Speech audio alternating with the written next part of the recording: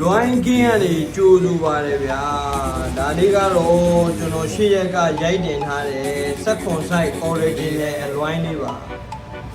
ဒီအလွိုင်းလေးကကျွန်တော်တို့မျက်နှာပြင်ကအပေါ်ဆင်းလေးတွေများပြီးတော့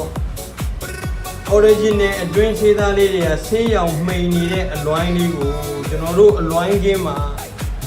သူ့ origin နဲ့ကာလာလေးပဲဆေးမိုးပြန်ရွှိုင်းလေးလာရောက်အနံ့သွားတာလေးကိုကျွန်တော်တို့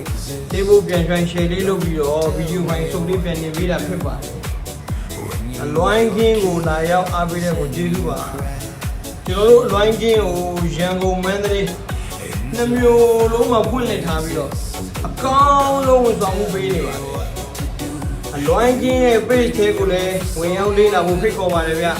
အလွိုင်းလေးတွေကိုသူ့ original color လေးတွေဒါကိုမိမိကြိုက်နေတဲ့ရာအရောင်လေးတွေထည့်သားခြင်းတော့